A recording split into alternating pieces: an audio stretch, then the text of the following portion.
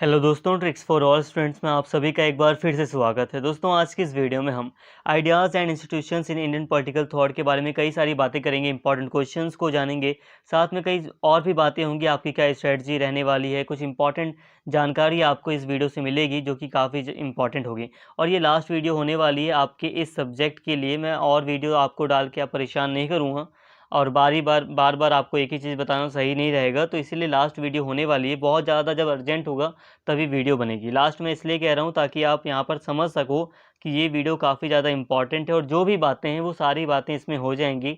तो आप आधी वीडियो मत देखना, ठीक है? आधी वीडियो देखोगे तो काफ़ी दिक्कत हो सकती है। और यहाँ पे अभी मैंने अंडरस्टैंडिंग पॉलिटिकल थ्योरी के ऊपर एक वीडियो बनाई, तो प्लीज़ उसको जाकर एक बार देख लेना। कुछ बातें आपको समझ में आएंगी कि जो अगर गलतियाँ आपसे हो रही हैं उसमें आपको सुधार कर सकते हैं और आपको कैसे मतलब आगे की चीज़ें तैयारी रखनी है, तो इसके बारे में कुछ जानकारी आपको इस वीडियो से मिल जाएगी। प्लीज़ एक बार इसको भी देख लेना इस वीडियो देखने के बाद। तो दोस्तों, आज आपका एक एग्ज़ाम था, पहला एग्ज़ाम था आपका कॉलेज का। उम्मीद करता हूँ सभी का एग्ज़ाम अच्छा गया होगा। आप एक बार कमेंट करके अपना फीडबैक ज़रूर देना, और जिसका एग्ज़ाम अच्छा नहीं गया उससे भी मैं रिक्वेस्ट करूँगा, जो हो गया सो हो गया, आप इसे बाद में सुधार लेंगे, कोई दिक्कत नहीं होगी। और आपके ईयर के ऊपर कोई अभी इसका इम्पैक्ट नहीं पड़ेगा। फर्स्ट सेमेस्टर में आपका साल ख़राब नहीं होगा, आप आगे इसको सुधार सकते हैं। इसके ऊपर आगे बहुत सारी चीज़ें आप समझेंगे तो आपका साल ख़राब नहीं होगा। आप आगे अगर किसी का बेकार पे एग्ज़ाम गए तो कोई डरने वाली बात नहीं है, आपका टाइम बेकार नहीं होगा। बस ये कोशिश कीजिए कि जो आपका आगे का भी जो आपका एग्ज़ाम है ना, वो अच्छा जाए। अब आप आगे के एग्ज़ाम पे पूरा फोकस कर कीजिए, जो बीत गया सो बीत गया। आगे का एग्ज़ाम आपका अच्छा जाना चाहिए बस, ठीक है? किसी का ख़राब भी गया है तो मोस्टली चांस होता है कि पास ही होगा वो बच्चा। अगर ज़्यादा ही हद से ज़्यादा ख़राब गया है, फेल होने वाली सिचुएशन है, तब भी ना डरे। आपका ईयर ख़राब नहीं होगा। आप लास्ट ईयर में थोड़ी ना हो, आप फर्स्ट सेमेस्टर में हो, तो आपका ईयर ख़राब नहीं होगा, साल ख़राब नहीं जाएगा। आपको आगे मौका दे दिया जाएगा एग्ज़ाम देने का। वो अलग चीज़ है, उस पर एक वीडियो मैं विस्तार से लाऊँगा। लेकिन आप अब जो आपका नेक्स्ट एग्ज़ाम है उस पर फोकस कीजिए, ताकि हमें कोई रिस्क नहीं लेना है, ठीक है? हम जब करके आएँ तो हमारा कन्फर्म हो कि हम पास ही होंगे। तो नॉर्मली जो सही बच्चा करके आया है वो पास ही होगा 100%, कोई डरने वाली बात नहीं है। अब यहाँ पर हम ध्यान देते हैं यहाँ पे अब ध्यान देते हैं कि आइडियाज़ एंड इंस्टीट्यूशंस के लिए आपको क्या बातें ध्यान में रखनी है। देखो दोस्तों, सबसे पहले हम यहाँ पे बात कर लेते हैं कि आपको करना क्या है इस एग्ज़ाम के लिए।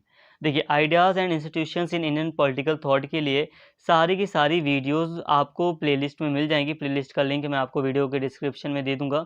आप वहाँ से सारी वीडियोज़ देख सकते हैं।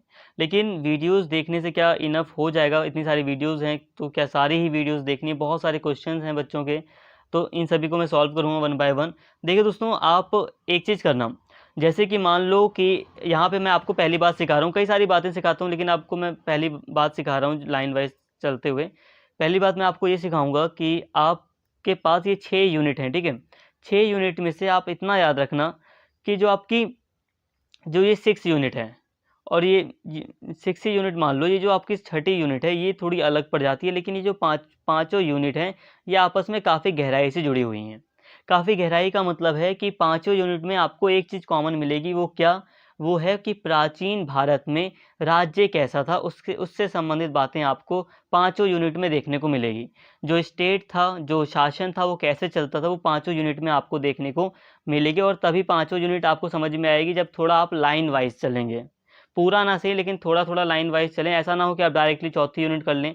लेकिन अगर आप पहली यूनिट पढ़ लेंगे, दूसरी यूनिट पढ़ लेंगे, तो चौथी यूनिट पर आएँगे तो आपको समझ में आएगा ज़्यादा बेटर तरीके से। लेकिन यहाँ पर आप बात समझिए, ये पाँचों यूनिट ज़्यादा कनेक्टेड हैं एक दूसरे से, लेकिन जो छठी यूनिट है ये आपकी 6 यूनिट, ये ज़्यादा कनेक्टेड नहीं है। अगर कोई बच्चा डायरेक्टली अगर 6 यूनिट को भी पढ़ेगा तो वो समझ जाएगा कि ये 6 यूनिट क्या है। वर्ण और जाति से संबंधित ये यूनिट है। अगर आप इसे डायरेक्टली पढ़ना चाहें तो आप पढ़ सकते हैं। मैं रिकमेंड करूँगा कि नॉर्मली एक जो अच्छी यूनिट है, यहाँ पे सबसे पहले जो चीज़ है, एक अच्छी जो यूनिट है वो आप 6 को लेकर चलिए। 6 यूनिट आपके समझने के लिए काफ़ी ईज़ी है, आपको काफ़ी इंटरेस्ट भी लगेगा इसमें। ये जो इंटरेस्ट है वो तो सभी में है, लेकिन हाँ, कभी-कभी आपको बोरिंग लग जाएगा। लेकिन ये जो यूनिट 6 है इसे बहुत सारे बच्चे हो सकता है छोड़ दें, क्योंकि ये लास्ट में आ रही है।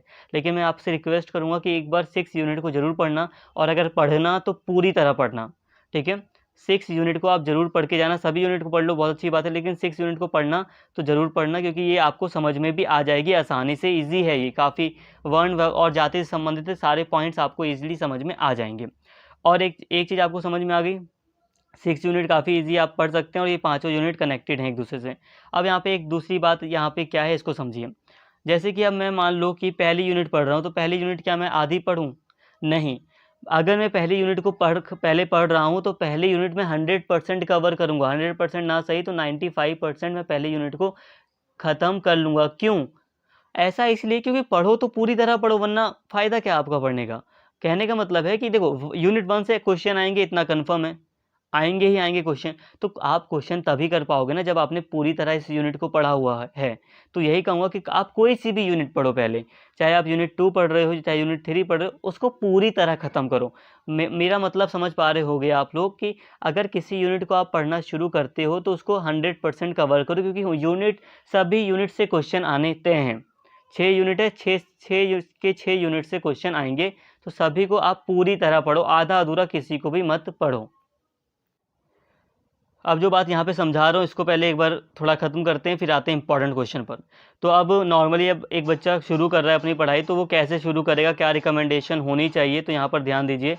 जैसे कि अगर मैं शुरू करूँ इसे, तो मैं फर्स्ट यूनिट से ही पढ़ना शुरू करूँगा। अगर मैं आपकी जगह एक स्टूडेंट हूँ तो मैं फर्स्ट यूनिट को पहले पढ़ूँगा, फिर सेकेंड यूनिट को पूरी तरह पढ़ूँगा।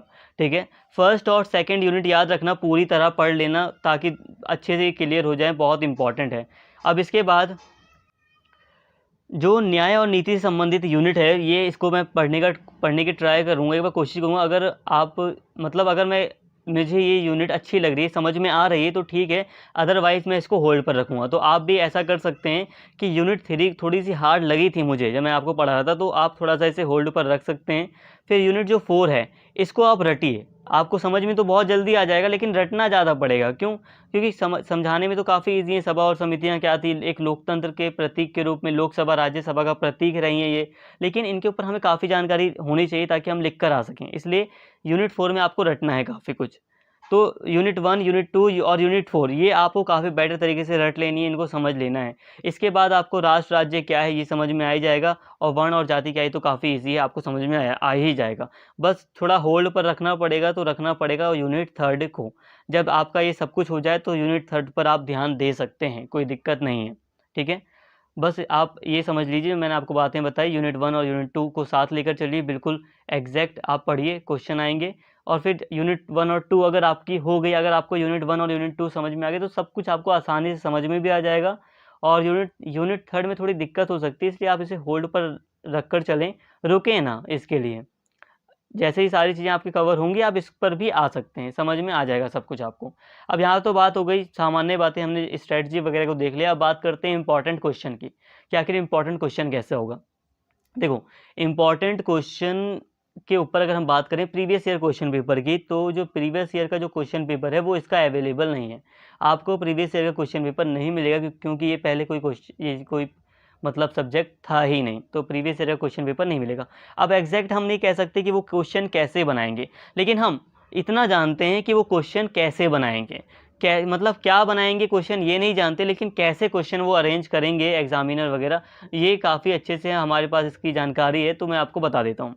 अब इंपॉर्टेंट क्वेश्चन का आपको क्या करना है, तो आप यहाँ पे उन बातों को समझिए। जैसे कि आपने यूनिट 1 और यूनिट 2 कर ली, तो इतना मानकर चलो कि आपके 2-3 क्वेश्चन तो आप इससे कर ही लोगे। मतलब ये है कि 3 क्वेश्चन आपको देखने को मिलेंगे जो यूनिट 1 और यूनिट 2 से संबंधित आपको आपके एग्जाम में देखने को मिलेंगे। अब आप समझोगे कैसे? देखो, इम्पॉर्टेंट क्वेश्चन कुछ ऐसे हैं कि जब आपने यूनिट 1 प्रिपेयर कर ली और फिर आपने यूनिट 2 भी प्रिपेयर कर ली या दूसरी भी यूनिट प्रिपेयर कर ली हैं, तो आप क्या करोगे? देखिए, जब आप प्राचीन भारत में शासन कला को समझ रहे हो, तो आपने बात कर ली कि प्राचीन भारत में शासन कला कैसी थी, तो इससे संबंधित एक क्वेश्चन आ जाएगा। हमने अशोक के बारे में भी पढ़ा था, तो अशोक का जो धर्म का जो सिद्धांत था उससे संबंधित क्वेश्चन आ सकता है कि अशोक के धर्म के बारे में विस्तार से समझाइए। कहने का मतलब है कि आप जो कुछ भी पढ़ रहे हैं वो आपके माइंड में सेव होना चाहिए ताकि आप लिख सकें। दोस्तों, सिंपल भाषा में आपको मैं समझाता हूँ इंपॉर्टेंट क्वेश्चन क्या है। देखो, इंपॉर्टेंट क्वेश्चन यही है कि आपको बस अपनी पढ़ाई तैयार रखनी है। आपको अपनी पढ़ाई अगर आपने तैयार रखी है ना, तो आप एग्ज़ाम में बैठेंगे, आपको सारी चीज़ें समझ में आ जाएंगी। आपको ये पता चल जाएगा कि कहाँ से कौन सी चीज़ आई है, बस आपको उसके ऊपर लिखना है। देखो आप ना टॉपिक यहाँ पर प्रिपेयर करो। आपने टॉपिक अगर प्रिपेयर कर लिया कि वर्ण और जाति क्या है, वर्ण और जाति से संबंधित जितनी भी बातें मैंने आपको पढ़ाई, अगर आपने वो सारी की सारी अपने माइंड में सेव कर ली, मतलब याद कर लिया, समझ लिया, और फिर जब आप एग्ज़ाम में जाएंगे और आप एग्ज़ाम में अपने क्वेश्चन को देखेंगे तो आप पाएंगे कि वर्ण और जाति से संबंधित जितने भी क्वेश्चन आएंगे वो उन सबको आप अटेम्प्ट कर लोगे। वर्ण और जाति से संबंधित जो भी क्वेश्चन आएगा आप उसको देखोगे, अरे ये तो ये सारी बातें पूछ रहा है, तो आपको जितनी भी बातें आपने पढ़ी हैं वो सारी आप लिख देंगे तो आपकी वो पूरी की पूरी तरह सही जाएंगी। कहने का मतलब है कि इंपॉर्टेंट क्वेश्चन के लिए आपको टॉपिक प्रिपेयर करना है, यूनिट प्रिपेयर करनी है, अलग से इसके क्वेश्चन के पीछे मत भागो। आप टॉपिक प्रिपेयर कर लो कि मैंने वर्ण और जाति का टॉपिक पढ़ा है और वर्ण और जाति से संबंधित कैसा भी क्वेश्चन आएगा मैं उसको कर लूँगा आसानी से। ऐसा पॉसिबल है, क्यों? क्योंकि जो भी क्वेश्चन बनेंगे वो आपकी यूनिट के अंदर से ही बनेंगे, मतलब ये कि आपके सिलेबस से बाहर कोई भी क्वेश्चन आने वाला नहीं है। तो वर्ण व्यवस्था से संबंधित कोई भी क्वेश्चन आएगा आप उसको कर लोगे अगर आपने वर्ण व्यवस्था की यूनिट पूरी तरह पढ़ रखी है तो। इसके अलावा अगर आपने सभा और समिति को पढ़ रखा है तो डेफिनेटली कहा जाए तो इससे क्वेश्चन आएंगे। क्वेश्चन चाहे इतना लंबा आया चाहे इतना छोटा आया, अगर उसने पूछा है कि सभा और समिति का अंतर बताइए या सभा और समिति को एक्सप्लेन कीजिए, तो आपको जो भी बातें आपने इसमें पढ़ी हैं आपको वो सारी बातें इसमें बतानी है। हाँ, थोड़ा मैनेज करना, ज़्यादा लंबा ना खिंच जाए क्योंकि आपके पास टाइम कम होता है, तो मैनेज करते हुए आपको कम लिखना पड़ेगा। अब यहाँ पे ध्यान देना कि क्वेश्चन ना थोड़ा कन्फ्यूज़ करने की कोशिश करेगा। क्वेश्चन आप आजकल क्या होता है, एक लाइन लिख देते हैं फिर बाद में लिखते हैं टिप्पणी कीजिए, व्याख्या कीजिए। आप कंफ्यूज मत होइए, आपको बस एक बार टॉपिक ढूंढना है कि आखिर ये आपकी सभा और समिति से संबंधित यूनिट से आया है। बस एक बार आपने पहचान कर ली टॉपिक की कि अरे ये तो यूनिट 4 सभा और समिति से आया है, तो बस आपको वही सब कुछ लिखना है जो आपने इस यूनिट के अंतर्गत पढ़ा होगा। तो ये सारी बातें थी। इसी तरह जैसे धम्म और धर्म वगैरह के बारे में पढ़ा है तो ऐसे क्वेश्चन बनकर आ सकता है कि कौटिल्य ने अपने अर्थशास्त्र में, क्योंकि कौटिल्य की बुक का नाम अर्थशास्त्र है, तो ऐसा आ जाएगा कि कौटिल्य ने अपनी पुस्तक अर्थशास्त्र में दंड को लेकर, मान लो दंड को लेकर क्या बातें कही हैं, तो आप उसको उसकी व्याख्या कीजिए। ऐसे क्वेश्चन बनकर आ सकता है। अगर आपने दंड के बारे में पढ़ रखा है तो आपने कौटिल्य को भी पढ़ा है, आपने मनु को भी पढ़ा है, जितनी बातें आपने पढ़ी आप उसको लिखिए, कोई दिक्कत नहीं है। दंड को अगर आपने पढ़ रखा है तो मतलब टॉपिक प्रिपेयर करो। धर्म से संबंधित कोई भी टॉपिक आएगा तो आप वही सारी बातें लिखोगे जो जो मैंने आपको धर्म के टॉपिक में पढ़ाई हैं। और जब धम की बात है, धम, तो धम किसने दिया है? अशोक ने दिया है। तो ऐसा क्वेश्चन बन सकता है कि अशोक के धम राज्य की व्याख्या कीजिए, अशोक के धम राज्य की विशेषताओं को बताइए, या वो कई सारी चीज़ें, वो अंदर का कोई भी इस धम से या धम का ये जो टॉपिक है उससे कोई भी चीज़ें वो कोई सेंटेंस ले लेगा और आपको कह देगा कि आप इसकी व्याख्या कीजिए। तो ऐसे कोई भी क्वेश्चन आ सकते हैं, आपको टॉपिक प्रिपेयर कर लेना है। ठीक है, टॉपिक मतलब आप यूनिट वाइज प्रिपेयर करते चलिए। आपने अगर आधे से ज़्यादा 50% से ज़्यादा अगर आपने अपना क्वेश्चन प्रिपेयर कर लिया है तो आप यकीन मानो आप सारे क्वेश्चन कर आ जाओगे। मैं कहूँगा कि आप मैक्सिमम 5, जैसे कि आपको यहाँ सारी यूनिट पढ़ाई हैं तो आप मैक्सिमम जितना पढ़ सकते हैं उतना पढ़िए। बस हाँ, पहले 1 बाय 1 करके चलिए। जैसे कि मान लो मैंने 2 यूनिट में, पहला मेरा फोकस रहेगा कि मैं 2 यूनिट को कवर कर लूँ। अगर मैंने 2 यूनिट कवर कर ली तो मैं कोई तीसरी यूनिट कवर करूँगा, जैसे कि जो छठी यूनिट है उसको। और जब मैंने 3 यूनिट कर ली ख़त्म तो मुझे हौसला आया कि मैंने 50% कवर कर लिया है, बस अब इसके बाद मुझे करना है आराम से। अब मैंने मतलब क्योंकि 50% चीज़ें तो आ ही गई हैं मेरे पास, अब मैं तो थोड़ी तसल्ली के साथ पढ़ सकता हूँ। तो मैं आगे की यूनिट कवर करूँगा, जैसे कि मान लो 4 यूनिट कवर कर ली, यूनिट 5 फिर मैंने कवर कर ली। क्यों? क्योंकि मुझे पता है कि 50% तो मैंने पढ़ ही लिया है। अब इसके आगे मैं चाहे जैसे भी पढूँ, चाहे हल्का-हल्का पढूँ, चाहे गहराई से पढूँ, वो मेरी मर्ज़ी। बट हाँ, आप 50% से ज़्यादा कोशिश कीजिए कि आपको ठोस अपने पास वो चीज़ें रखनी हैं कि अगर धम या दंड से संबंधित कोई क्वेश्चन आ गया या वर्ण व्यवस्था से संबंधित या किसी टॉपिक से संबंधित कोई क्वेश्चन आ गया तो मैं उसको कर सकूं, मैं उसको लिख सकूं। मेरे अंदर इतनी नॉलेज होनी चाहिए। इसके लिए यही कहूँगा कि चाहे आप आधा ही अभी तैयारी करो पहले, लेकिन वो पक्की तैयारी होनी चाहिए, वो ठोस होनी चाहिए, वो 100% हो कि आपने हाँ जो किया है थोड़ा ही सही लेकिन पूरी तरह आपको आता है वो। ऐसे करो, आधा अधूरा करोगे तो आप लिख नहीं पाओगे। उम्मीद करता हूँ आप सारी बातें समझ पा रहे हो। तो पहले 50% कोशिश करो, एक एक यूनिट करके पूरी तरह उसको कवर करो, और जब 50% आपकी तैयारी हो जाए उसके बाद, जब आपकी 50% अच्छे से तैयारी हो जाए उसके बाद फिर आप जैसे तैसे, आपको जैसा अच्छा लगे, चाहे हल्का पढ़ो चाहे चाहे गहराई में पढ़ो, जैसे आपकी इच्छा वैसे पढ़ो, लेकिन हाँ कुछ टॉपिक्स कुछ यूनिट को पूरी तरह घोल कर पी जाओ। मैं तो यही कहूँगा पहली और दूसरी यूनिट और जो छठी यूनिट है इसको तो पूरी तरह ही घोल कर पी जाओ। इसके बाद सभा और समिति बहुत इंपॉर्टेंट है, और ये 5वीं यूनिट और फिर न्याय वाली। तो ये सारी चीज़ें आप कर लोगे तो उम्मीद करता हूँ सारी पक्का ही है, आधे से ज़्यादा तो आप कर ही लोगे तो हो जाएगा आपको आपका सब कुछ। अब आप बात आती है कि याद कैसे रखें। देखो, याद के लिए जो आपकी नोट्स है ना, जो मैंने आपको पढ़ाया है, आप ध्यान से वीडियो को देखिए, एक बार नहीं 2 बार देखना पड़े तो 2 बार देखिए वीडियो को, थोड़ा थोड़ा करके देखो वीडियो को, समझो, अपने आप से थोड़ा पूछो। आप वीडियो ही तो देख रहे हो यार, 24 घंटे भी बहुत होते हैं वीडियो देखने के लिए, तो 24 घंटे में अगर 2 बार भी वीडियो देखोगे तो आपका प्रिपरेशन हो जाएगी।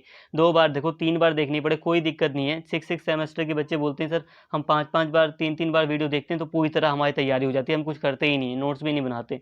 तो उनका कैसे हो रहा है, वो पूरा एग्जाम कैसे दे रहे हैं? वीडियोस देखने से, थोड़ी थोड़ी वीडियो देख लो ना, जैसे ऐसे कि मान लो 10 मिनट आपने वीडियो देख ली, अब 10 मिनट वीडियो को देखने के बाद 10 मिनट में आपने जितना कुछ पढ़ा अपने आप से थोड़ा क्वेश्चन कीजिए, पूछिए, आप थोड़ा सा याद करने की कोशिश कीजिए कि 10 मिनट में मैंने क्या क्या पढ़ा।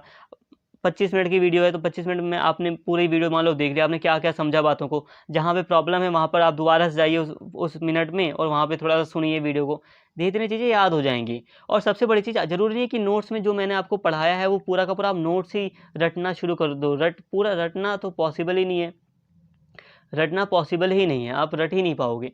क्या करना है कि जो भी मेन शब्द हैं उनको याद कर लीजिए, और जो मैंने आपको समझाया है, देखो हमेशा वीडियो का रूल रहा है, वीडियो में मैंने क्या किया, पहले मैंने वीडियो में जो नोट्स हैं उनको रीड किया, रीड करने के बाद मैंने आपको वो सारी चीज़ें रीड करने के बाद समझाई हैं। तो जो मैंने समझाया है उस पर फोकस करो, ठीक है? जो समझाया है उस पर फोकस करो, और जो नोट्स हैं उस पर भी फोकस करो थोड़ा। नोट्स को हल्का सा देखो, लेकिन वो याद नहीं होंगे, लेकिन हाँ, उसको नोट्स को हल्का सा देखो, थोड़ा उसके वर्ड याद करो, और जो मैंने समझाया है उस पर फोकस करो, फिर आपको सारी चीज़ें याद हो जाएँगी। अपने शब्दों में लिख के आओगे, कोई दिक्कत नहीं होगी, अपने शब्दों में चलेगा सब कुछ। लेकिन हाँ, नोट्स के कुछ मेन शब्द होते हैं, उनका यूज़ करना पड़ेगा आपको साथ में। ज़रूरी नहीं कि पूरी की पूरी लाइन आप नोट्स की सिमिलर लिखें, लेकिन हाँ, अपने शब्दों के अकॉर्डिंग कुछ नोट्स से भी कुछ शब्द आप ले लें। ऐसा नहीं कि अपने बहुत ज़्यादा आसान शब्द यूज़ कर रहे हैं, जो कि सही नहीं होता। तो वह यही कहूँगा, नोट्स इंपॉर्टेंट है, लेकिन अपनी लैंग्वेज में ही आप याद कर पाओगे सब कुछ, तो अपनी लैंग्वेज का यूज़ कर सकते हो। बस थोड़ा-सा नोट्स के कुछ वर्ड्स अपनी राइटिंग में शामिल करना। अब लास्ट एक इम्पॉर्टेंट चीज़ आपको सिखानी है। दोस्तों, हमेशा अब आपको क्या करना है, जो आपका इंस्ट्रक्शन होता है इसको एक बार पढ़ लेना, क्योंकि नई एजुकेशन पॉलिसी लागू हुई है, तो प्लीज़ इसको पढ़ लेना। जैसे कि पहले होता था 4 क्वेश्चन, लेकिन अब 5 क्वेश्चन हो गए हैं। अब यहाँ पे 5 क्वेश्चन हो गए हैं, तो यहाँ पे आप एक बार हमेशा ही आप पढ़ कर देना। फर्स्ट सेमेस्टर है, एक बार आप पढ़कर एक बार दे दोगे तो ठीक रहेगा। पहली बार ही ये सारी चीज़ें यहाँ पर आ रही हैं दोबारा से। बहुत समय पहले हुआ करती थी और फिर बीच में ये सब खत्म हो गया था। 5 क्वेश्चन वगैरह का जो ये चीज़ें थी, 90 का पेपर होता ही नहीं था, 75 का पेपर होता था। लेकिन अब सारी चीज़ें वापस से बहुत जो पुराना टाइम का जो चीज़ थी उसे लाया जा रहा है। तो एक बार प्लीज़ यहाँ पे पढ़कर आप सारी चीज़ें करना। अब यहाँ पे एक चीज़ मैं बता दूँ पेज के रिगार्डिंग, अब पेज आप क्या रखोगे, जैसे कि मैंने पहले ही आपको मतलब सतर्क किया था कि अगर वो 5 क्वेश्चन आपसे कहते तो आपकी पेज स्ट्रेटजी कैसी होगी। जैसा कि आप फर्स्ट सेमेस्टर के स्टूडेंट हो, तो मैं आपसे उम्मीद करता हूँ कि आप 5 पेजेस से ज़्यादा हर क्वेश्चन में ना लिखो। क्यों? क्योंकि आपको एक अंदाज़ा अभी वैसे मिल ही गया होगा कि अगर 5 पेज से ज़्यादा लिखना चाहें हर क्वेश्चन पर, तो थोड़ा मुश्किल हो जाता है कि हर क्वेश्चन को अटेम्प्ट करना। आपको 5 क्वेश्चन लिखने हैं और 25 पेज टोटली हो जाएँगे फिर, है ना? 5 क्वेश्चन आपको करने हैं तो 25 पेज हो जाएँगे, और 3 घंटे ही मिलने हैं आपको। जब अभी हम कुछ समय पहले की बात करें तो फर्स्ट सेमेस्टर में 3.5 घंटे दिए जा रहे थे, क्योंकि कोविड वगैरह का भी टाइम था, लेकिन अब 3 ही घंटे दिए जाते हैं। तो यही कहूँगा कि 5 पेज से ज़्यादा ना लिखें। 4.5 पेज, 4 पेज और 5 पेज इतना चलेगा। कोशिश करना कि 5 पेज से कम ना हो तो अच्छा ही है 5 पेज। हाँ, अगर कोई जिसकी अच्छी स्पीड है, राइटिंग स्पीड, अगर वो 6 पेज भी लिख रहा है आंसर, तो कोई दिक्कत नहीं, ज़्यादा लिख सकते हो आप, कम ना लिखें। बस हाँ, ये कोशिश करना कि अगर आप 6 पेज लिख रहे हो तो ऐसा ना हो कि एक का आंसर आप 6 पेज लिख रहे हो और लास्ट वाले का आंसर आप 3 पेज लिख रहे हो, ऐसा मत करना। लगभग बराबर हो, 6-5 ऐसे चलेगा। लेकिन जो नॉर्मली मैं बात कर रहा हूँ, तो आप 5 पेज से ज़्यादा ना लिखें, 5 पेज ठीक है, और 4 पेज से कम भी नहीं लिखना है। ये आप ध्यान देना, क्योंकि आपको यहाँ पे 5 क्वेश्चन करने हैं। कोशिश करना 5 पेज की, 5 पेज से कम ना हो, कोशिश एक बार ज़रूर करना। अब यहाँ पे एक चीज़ ध्यान देना, सबसे ज़रूरी जो आपके लिए चीज़ है, आपके लिए जो सबसे बड़ी चीज़ है दोस्तों, जैसे कि यहाँ पर आप देखिए, आपका जो एग्ज़ाम क्या था, यहाँ पे अब एक 10वां क्वेश्चन आता है। पहला हमारा ये 8वां क्वेश्चन हुआ करता था, लेकिन अब 10वां क्वेश्चन आ रहा है, और 10वां क्वेश्चन कभी भी छोड़ना मत। छोड़ने का मतलब है कि अगर आपको लगता है आपने 5 क्वेश्चन कर लिए, तब आप इसे छोड़ दो, लेकिन एक बार 10वें क्वेश्चन पर ज़रूर फोकस करना।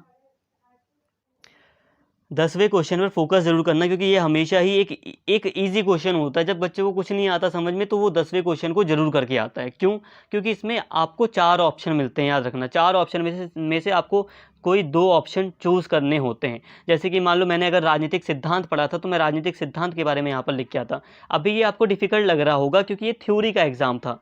ये थ्योरी का एग्ज़ाम में तो थोड़ा-सा डिफ़िकल्ट लग रहा था बच्चों को, लेकिन हकीकत है ये जैसे-जैसे अभी आपके पेपर आ रहे हैं ना, आपको ये 10वां क्वेश्चन बहुत अच्छा लगने लगेगा। क्योंकि 10वें क्वेश्चन में 4 ऑप्शन आते हैं और 4 में से आपको कोई 2 ऑप्शन चूज़ करना है। तो कोई से भी 2 ऑप्शन आप देखोगे ना, तो आपको, अगर आपने पढ़ रखा है 50% से ज़्यादा, अगर आपने सिलेबस अपना कवर किया है, उम्मीद करता हूँ आप सारा ही पढ़ के जाएँगे सिलेबस। लेकिन आपने अगर 50% से ज़्यादा भी सिलेबस पढ़ रखा है तो आपको यहाँ पर 2 क्वेश्चन ऐसे मिल जाएँगे, 2 ऑप्शन जो आपको आते होंगे। तो इसीलिए आप एक बार इसको 10वें क्वेश्चन को ज़रूर देख लेना। कभी भी कोई प्रॉब्लम आए तो आप इसको ज़रूर करके आना।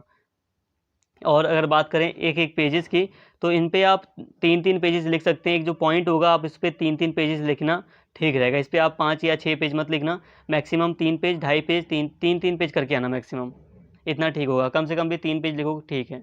3-3 पेज लिख के आप नॉर्मली 6 पेज टोटल कर देना, ठीक होगा 10वें क्वेश्चन के लिए भी। ठीक है, जैसे कि एक ऑप्शन है तो मैंने इस पे 3 क्वेश्चन लिख दिए, फिर इस पे 3 क्वेश्चन लिख दिए, तो टोटल 6 पेज हो गया मेरा, ठीक है।